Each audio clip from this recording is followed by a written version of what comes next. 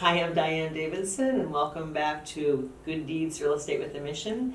Today's podcast is all about Mike Laflamme. Here to learn about him. He's a member of our team, Fine Homes Group International. So, welcome, Mike. Thank you so much for having me, Diane. Oh, it's my pleasure. So, if you wouldn't mind indulging us and just talking a little bit about where you're from and early childhood, maybe up through college. Yeah, absolutely. So, I was born in Concord. My family lived in Manchester for about the first 7 or 8 years of my life, and then moved over to Bedford. We've been here since, and I recently came back after going through college and doing all that. And so I graduated from Bedford High back in 2010, first graduating class, Bulldogs. And from there, I went to a few different schools before I ended up at Plymouth State. I ended up getting my bachelor's and my master's from Plymouth State, and went into the athletic training field before I got into real estate.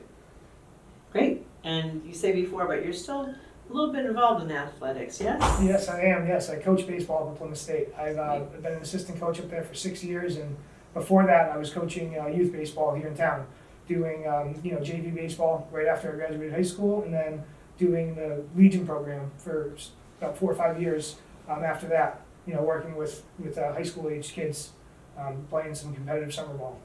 So I can't help but ask, did you have an aspiration at some point to play baseball yourself? Yes, well, I did play in college, and everyone thinks they're going to be a pro when they grow up, right? Yeah. Well, you are in real estate. Yeah, of course. But it became pretty clear, after high school that wasn't going to be a long-term goal. But I still loved playing the game, so I tried to get as good as I could and go out there and compete as often as I could, and I ended up playing my entire career out, and I'm really grateful for that. And obviously you're well thought of because you're currently coaching. Yep. So they saw leadership in you, and I applaud that. So what made you, not switch gears, to add to your repertoire, the real estate career?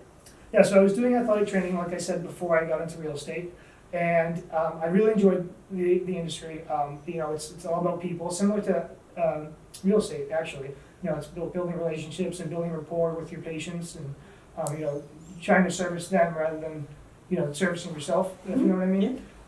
So once COVID broke out, there was no more sports to be had for a little while there. So I was without a job, and I was thinking about transitioning into something else. And I've always kind of had a little bit of an entrepreneurial desire within me, a little bit. And me and my friends started a landscaping company here in town back when I was just after high school. Wow. So we did that for a little bit. It didn't take off the way we might have liked it to, but we got some great experience and worked hard. But I've never strayed away from that. There's always been part of me that's wanted to get back into something where I can build my own brand and really create opportunities for myself. And real estate's a great place to do that. Talking with Kathleen Edwards, who's another member of our team, I was asking her about her experiences here at Keller Williams and with the Fine Homes Group, and she's had great things to say, and it was inspiring to listen to her talk about her job and to clearly see the passion that she has. So I decided to dig a little deeper, and now here I am. Well, we're glad to have you. And so being a coach, do you feel like it's easier to be coached, or are there times when you resist? I think when there's structure laid out for you, personally, it's easy to follow that for me. So I do enjoy receiving the coaching, but of course, as I am now a coach myself, I also enjoy the other side of it as well too. But having that structure laid out for you and having a path to follow, I think is good for everyone at some point in their lives. I agree. And so, it's been good that as I transition here into KW, that coaching has been there officially and unofficially, because there's agents all over the office that are willing to help and sharing their experiences that you can always learn from. So it's great to have that available to me and really help jumpstart my career here. Okay, so one of my favorite questions, and the answer can't be me. Who can you think of, and it can be more than one person too, that's been an important influence in your life?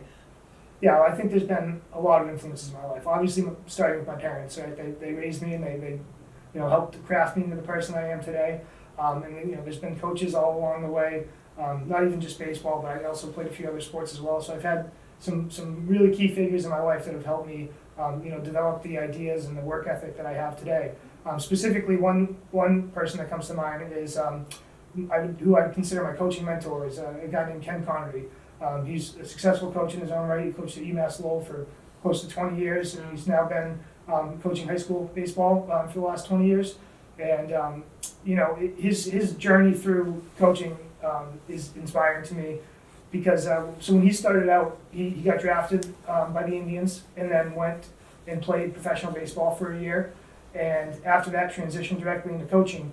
And while he was coaching, he was also raising a family and working overnight at a BJ's, just grinding. So that kind of dedication to do something you love and to really put in the work and, you know, sacrifice sleep and sacrifice, you know, personal pleasures on the side, I think is so inspiring. And, you know, it's really something to I respect a lot.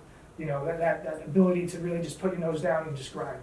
And I think that's something that, you know, a lot of real estate professionals deal with. Mm-hmm. You know, there's a lot of turnover in real estate. The reason is because it's hard work. Mm-hmm. You know, you got to really go out there and create your own business and constantly push yourself to do something great. So, you know, I take a lot of inspiration from him specifically. So I'm drawing some parallels here because you're a full-time real estate agent and dedicated to that, and you're continuing your position as a coach. And I think that's wonderful that you're fulfilling your dream and kind of supporting it, if you will, with your profession. I think it sounds like you're following in his footsteps a bit. So Yeah, kudos to you. I think so. Yeah, thank you. Okay, so one last question. What are you most looking forward to in your real estate career? Yes. I think it's going to be fun to look back, you know, 10, 15, 20 years down the road and look at all the relationships that I've built and, you know, be able to reach out to people and see how they're doing and knowing that I helped them get to a position where they want to be and put them in a home or an apartment or a condo or whatever the case may be, find them something that they're really looking for that's going to really enrich their lives and, you know, in a place where they can create memories and you know, do all the things that they want to do. And knowing that I was part of that, I think is going to be so rewarding. And I'm just looking forward to seeing all the people that I'm able to work with.